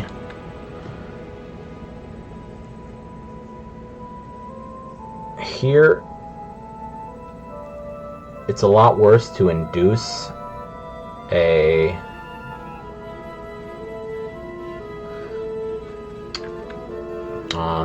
It's a lot worse to induce the low jack to 4-bet jam into us if we have kings and queens, because why?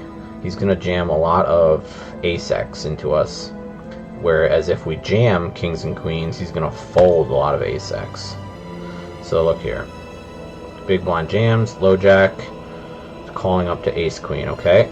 Now if we raise not all in, low jack gets to play all these ace-x, and they get to rip it into us with a ton of them. So why is that bad? Because we're covered on a final table where there's big pay jumps. So we don't want to induce these hands when we're covered to jam into us, because we're vulnerable to an ace. Whereas if we jam, we get all these aces to fold.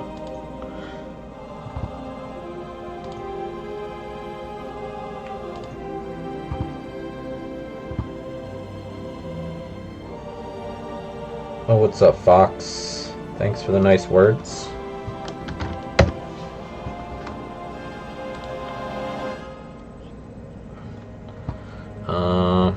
What was I doing here?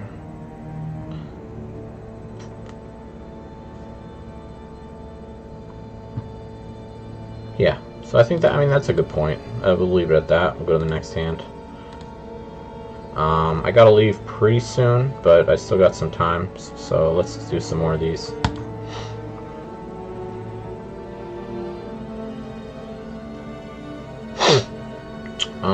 Final 2 tables, we're just gonna call. Pretty easy decision for 40. Final table, easy fold. Final table, easy fold. If I have too many spots where they're like easy folds, I could just turn on like, there's like a close decision button. Sometimes I feel like it's necessary, other times I don't. I'm gonna fold here, final table, easy fold. You can make it so that they only give you tough decisions, which is probably applicable for like streaming, because you don't want to sit here and just playing easy spots over and over. Let's see if we can do that real quick.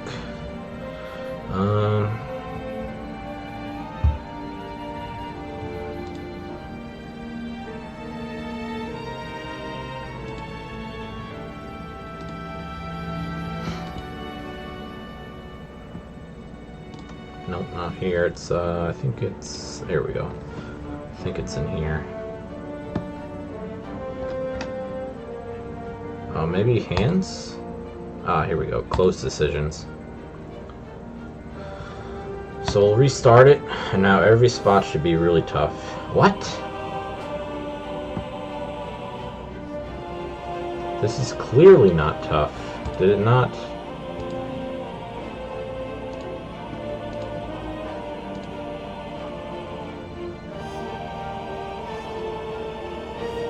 How is this a tricky spot? I'm just gonna restart it. Maybe it'll... Do I have to maybe fold one for it to start?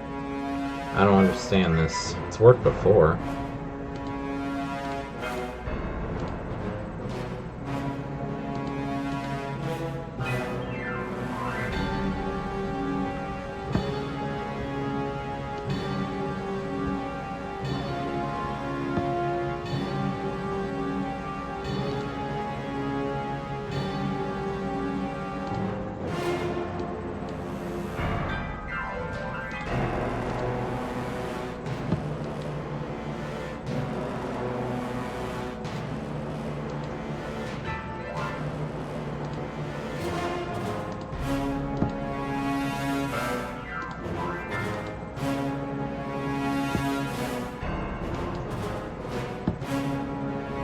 Okay, this looks close, maybe? This shouldn't be that close. I don't know. There's 16% of the field left. It's not close. Not sure why this is not working. I guess we'll just continue. Whatever. 10% of the field left. Easy open. Pretty sure I fold this. Sometimes you find some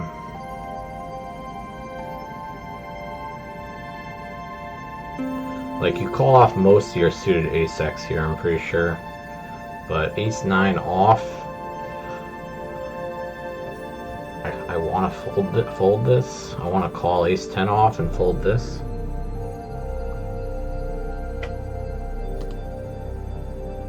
Ah, wow. It's actually quite a strong call. Is this the bottom, maybe? Are we getting it? No way we're calling ace-8, right? Alright, I mean, ace-8's pretty much even, but... yeah. Like, I was more expecting the suited ace-x to go pretty far down the line, but... I mean... being wrong about ace-9 isn't terrible. It's like one of the first hands you start calling, right? So, not the end of the world, but let's go to the next one. I like to show it down and leave my mistake on there so I see it, even though I can fix the...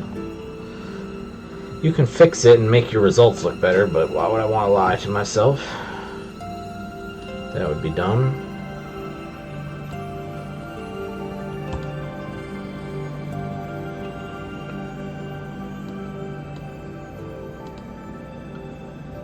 I don't know why these spots aren't close. It's pissing me off. Like, that's the reason for this setting here.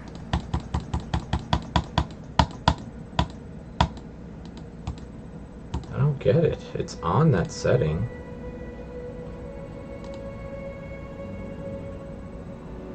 Like, I shouldn't be seeing king deuce here. This should be showing me like king 10 offsuit or something. Like something that's right on the edge of playing king jack offsuit. Like maybe ace deuce suited or something you'd start to like consider, but king deuce is obviously not a close hand. Neither is this. Let's just open up 2 tables then, if we're gonna keep getting shit hands. And we'll just focus on one once we get a spot. Final table, we are the chip leader. We're probably gonna play the ace deuce here on the right. I mean, usually you want to play pretty much all your ace-x here as the chip leader, but ace-deuce is usually, like, sometimes the exception. But we are in late position, so I think I'm going to play it. So it is a fold, but it's a 0 EV, like, there's no difference in playing it. Like, it's right on the edge. Like I said, ace-deuce is usually the outlier here. Like, we're probably going to see ace-3 off, and then, yeah. Ace-2 suited, ace-3 off. So, not like I was off by a lot.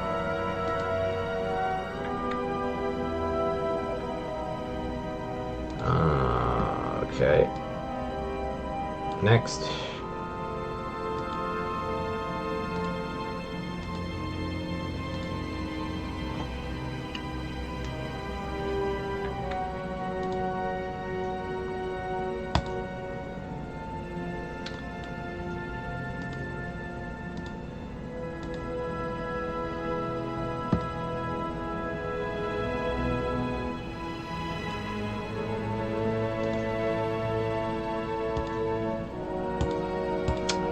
No tough decisions yet. Pretty lame.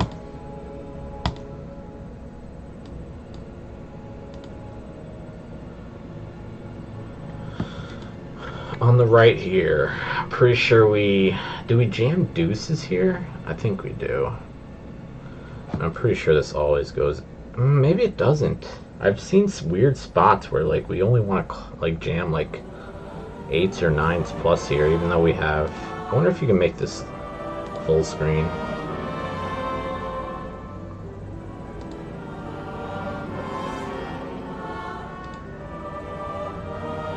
Not really.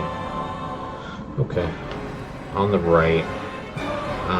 You would think. I mean, like the difference between jamming and calling is probably pretty close here, but I feel like I've seen a lot of spots where I could just. Like, where you want a flat call the 5s here, which seems a little odd, I think.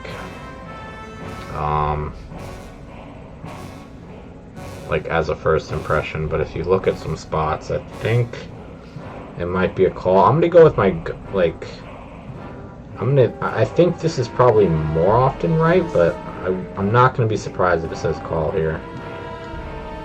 Okay, it did say call, look at that. It's actually quite a big difference.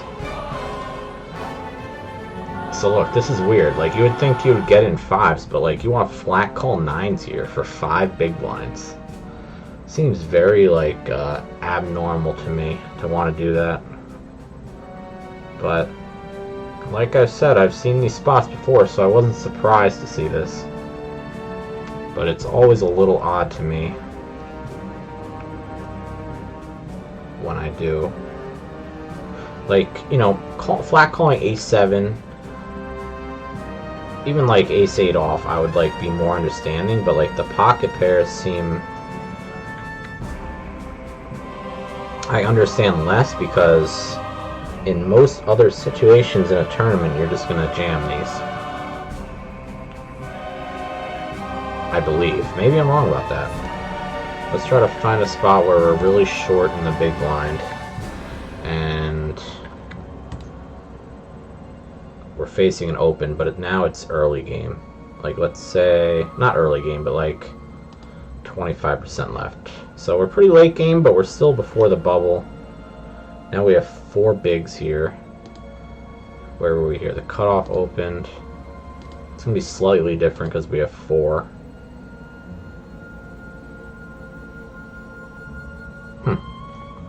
Oh wait, this is not the spot. What happened here? I clicked the wrong button, I think. What the hell did I do?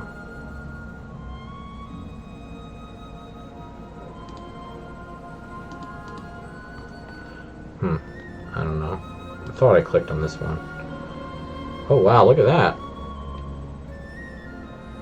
Isn't that so weird? Like, would you think that flatting kings is the right play off 4 big blinds? Like, flatting 9s? It's such like an odd concept to me.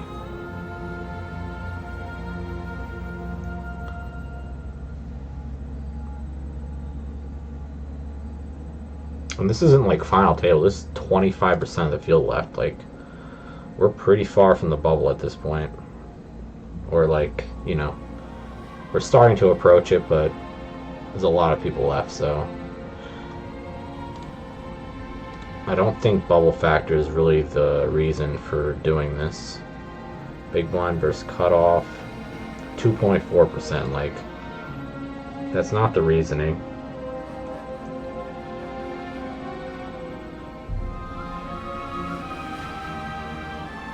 I don't know. Interesting.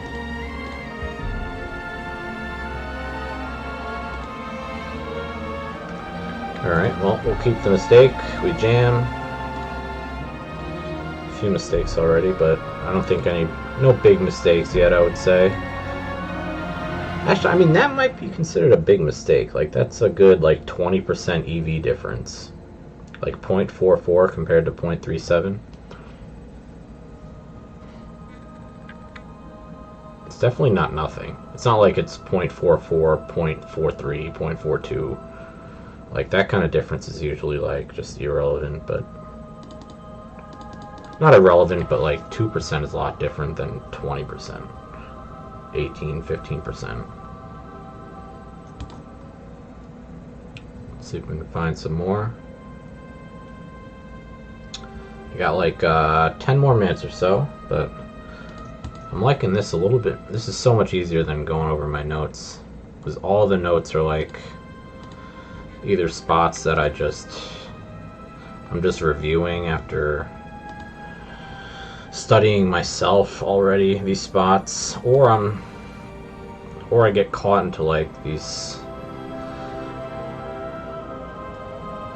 little small sessions of dialogue where like I'm confused when I'm talking, and I don't like talking about things I'm confused about, but like that's also the nature of the stream, is to talk, so it's like a interesting dilemma there. I mean, it's good to talk about things you don't know about, but I guess you just have to like express that it's in that context. I don't know. I guess that's the way to go for it. Wow, Queen 10 off actually just played a little here. I would have thought versus cutoff we get in. We could like start maybe playing Queen 10 off a little bit, but even versus hijack, like it's reasonable to raise a little bit. But I mean, I would raise King 10 before Queen 10, I think. That's a marginal thing, but let's see versus cutoff just to prove a point. Oh wow, it does not. I thought we'd raise these a little more. What's the difference here?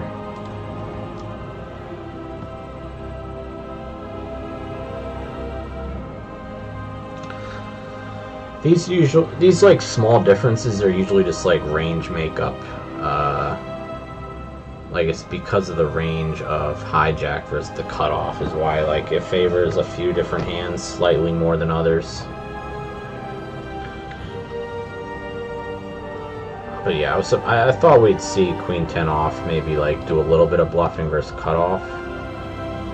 I guess because cutoff's only 21 effective while hijack is 30. Like versus cutoff, we're not gonna wanna like raise too much. Or maybe that's not true. We're obviously raising a lot.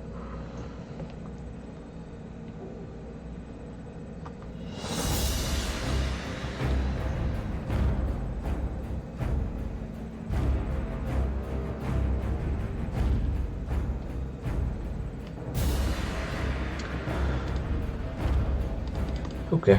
I was surprised to see Queen 10 off there. I mean, 30%. It's just an option, right? Like, bluffs are always an option, because they're always, like, going to be around 0 EV. But, they're a good way to, like, understand your tool set, or, like, your arsenal to play against, like, someone who's folding too much versus 3 bets, or maybe, like, gain understanding of, like, how to play versus, like, a looser range. Like, maybe they open a little too wide. Maybe Queen 10 off gets better to play as a bluff, and vice versa versus like tighter players, people who call 3 bets a lot.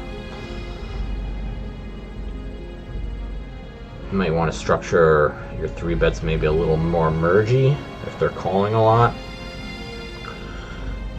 and just fold the bottom. I mean, you're still folding the bottom of your range, but like, you can fold, you can maybe raise more middling hands because you're going to get called too much. You know, those kind of adjustments. All right, let's continue on here.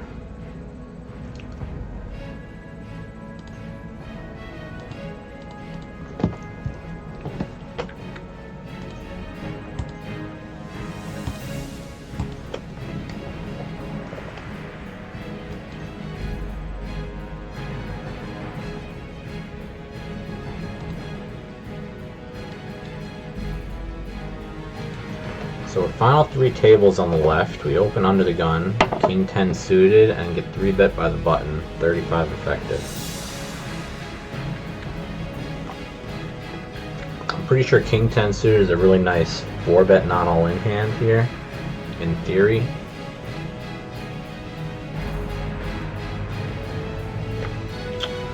We roll high here, so I'm gonna go with the 4 bet. I mean, I probably wouldn't do this a lot in practice unless I know the button's 3 betting a lot, but in general, I think people attack under the gun opens a little unbalanced. Like, I don't think they're bluffing under the gun as much as they probably should. But yeah, we're playing against a computer here, so we'll see if the 4 bet's good or not. It's only 17% of the time, but it's not bad. And he jams on us and we fold. But I guess it mostly wants to fold pre-flop. Let's see where it wants to find the 4 bets. In the meantime, we'll play this one while that loads. Oops. Alright, so King Jack suited actually becomes not bad. Final 3 I'm surprised we don't do much calling. Final 3 tables. Under the gun versus button. I mean, our ball factor is not that high, but 6% is, you know, pretty reasonable.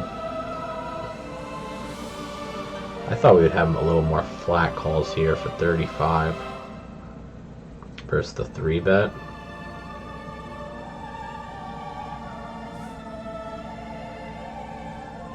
I mean, I guess I understand not flatting. I just thought maybe, like, I'm opening under the gun. I would have thought like these middling pairs like to call, but I guess there's like not enough hands. I don't know. Like, I would have thought like ace queen suited would be a nice call here versus the 3 bet.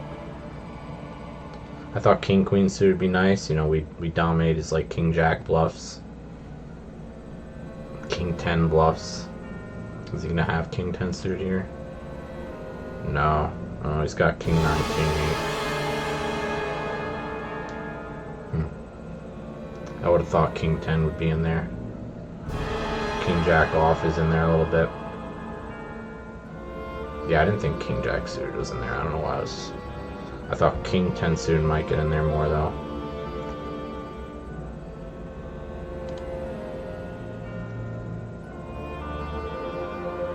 Yeah, I thought maybe a few hands would call, because it kind of makes sense. Like, you dominate all these. Like ace queen, ace jack suited, ace 10 suited, we dominate all these ace x bluffs. King 10 or king queen suited, king jack suited, we dominate king 9, king 8, king 4, king 3. So I mean, oops, I pressed the wrong button here. I mean, calling and jamming are the same EV, so I guess it's not like that bad. Ace queen suited, it's actually better to call. Oh, but it wants to 4-bet non all in. But the EVs are the same, so like calling's not that bad there if you decide to. Tens, calling's fine. Jacks is where you want to re-raise really, but versus a tighter player, like call is fine as well. Like the EV difference isn't massive. It's like 10% here, 9% better to jam. Slash 4-bet non all in.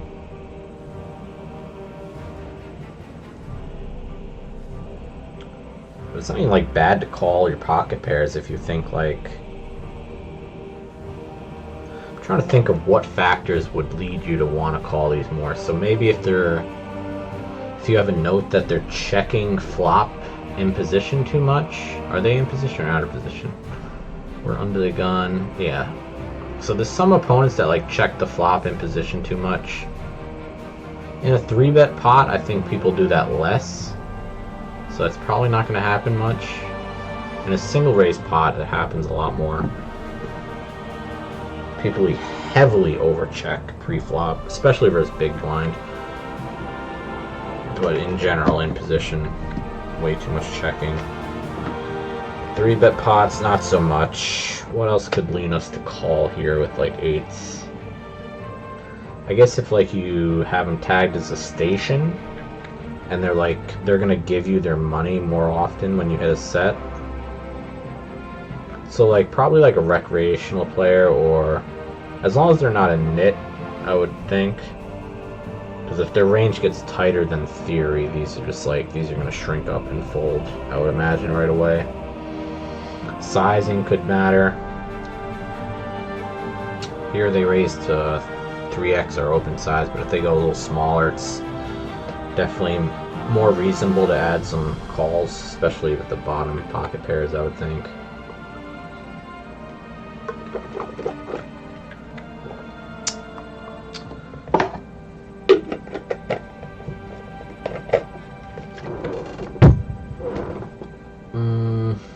Okay, let's play a couple more. I got a couple minutes, but I gotta go.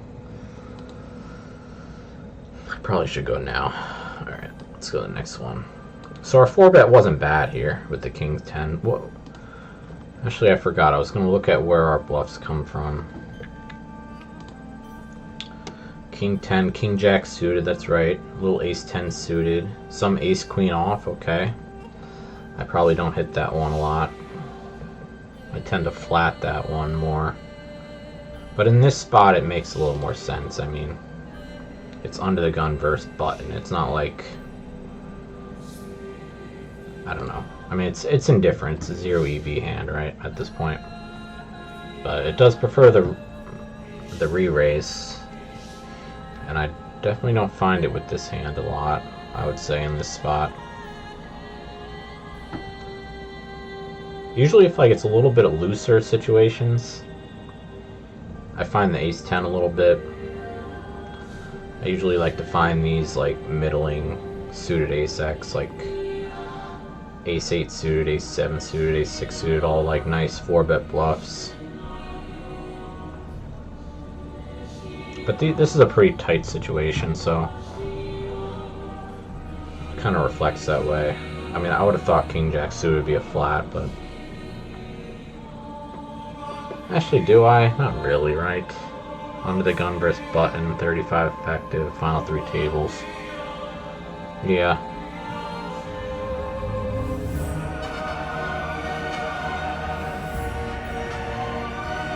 Yeah, I mean, I think without... I'm trying to think of how I would think about the spot without looking at this chart. I think king jack suited, I would find the flat here. I would have thought it'd be more of a flat versus a bot who's bluffing a lot pre-flop. So definitely gotta consider that. These hands are not that strong. King Queen suited.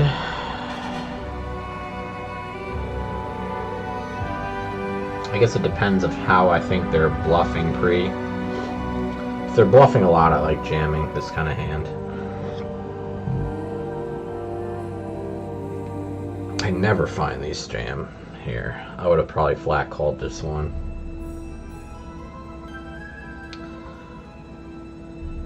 But yeah, not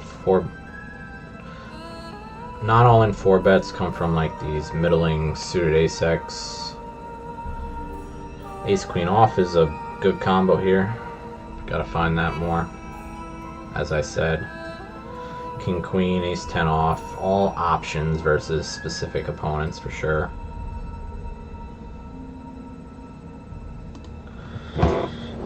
Alright, I'm gonna go. I gotta leave. Thanks for watching, guys. I have a yoga class I'm going to, so yeah. I'm playing the next 2 days, so I don't have my new computer set up yet, but it'll be very soon. I just gotta install Windows 11, then set it up. So hopefully, what's today? Today's Tuesday. So Monday, Tuesday is kind of like my weekend.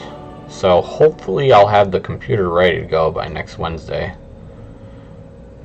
Maybe I'll get some stuff done Friday, but I play Wednesday, Thursday, Saturday, Sunday, so on those days I pretty much get nothing done other than a little bit of exercise and warm up. But I play pretty much all day, so I'm not going to get anything done there. So yeah, hopefully I'm on a nice new computer not tomorrow, but the following Wednesday. And we'll see how that goes. Maybe we'll do like a full day stream or something. We'll see. Alright. Yo, Sea Stars. Thanks for the follow, buddy. Appreciate that. Unfortunately, I'm going to go, but I've done a few of these study sessions previously, and I've uploaded them to my YouTube. They're pretty scuffed because I'm not a video editor, but the streams are on there if you want to check it out. I mean, I would say today was a little rusty. I'm not used to like talking when I'm studying. It's easier to talk while I'm playing because I'm pretty confident about like the decisions I'm making. But when I'm studying, I'm looking at all stuff that like I'm unsure about. So it's definitely harder to talk when you're unsure about what you're talking about. So I guess that's a little bit of a struggle. And I haven't done one of these in like a month, so yeah, I was definitely a little rusty on talking today, but that's all right. Yeah, and if you want to look at the other stuff I have on YouTube, it's okay. I mean, it's pretty condensed studying information. Like, you don't have to like. The one nice thing is if you have a lot of leaks in your game, then plugging anything is like good. So like, this kind of stuff is okay if you're, probably beginner, intermediate. But the better you get, you definitely have to like do a lot of the work yourself and target like your own weaknesses and stuff like that. I mean, coaches are nice. I've never been coached, but I think coaching is probably better for like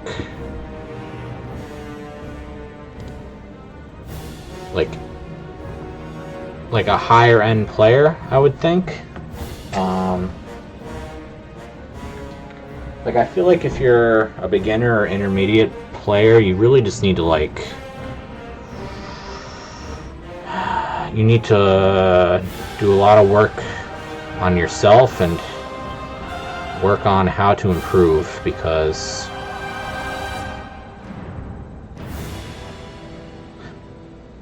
I think that's the foundation of getting better, is like learning how to go about improvement on your own. Granted, it is nice to have other people, but I think there's so much volume you have to like grind early on that you really need to like just hammer it out on your own. But like the better you get, maybe you pass by you skip some things that you're not aware of, and it's like hard to find holes in your game. So I think maybe like coaching's probably better for like a better player. I think if you get, I don't know, I think coaching for lesser players is okay, but like low volume coaching, like maybe like one or two coaching sessions, just to like understand the path that you have to go on. But ultimately, like, no one's gonna hold your hand, so a lot of the work you have to do on your own. But I don't know. Hopefully, I mean, I try to like, I think if I struggle on some things, other people are gonna struggle, at least in some of those spots. So, you know, some of my notes, my videos should be applicable, but you know, not everybody is in the same point in their journey. Not everybody is struggling on the same things, so you know, it is what it is. Thanks for watching, everybody. I definitely have to leave now. I'm probably gonna be late, but it's whatever. Take care. Thanks for the follows. Appreciate you guys watching. Hopefully I'll see you tomorrow. Boop.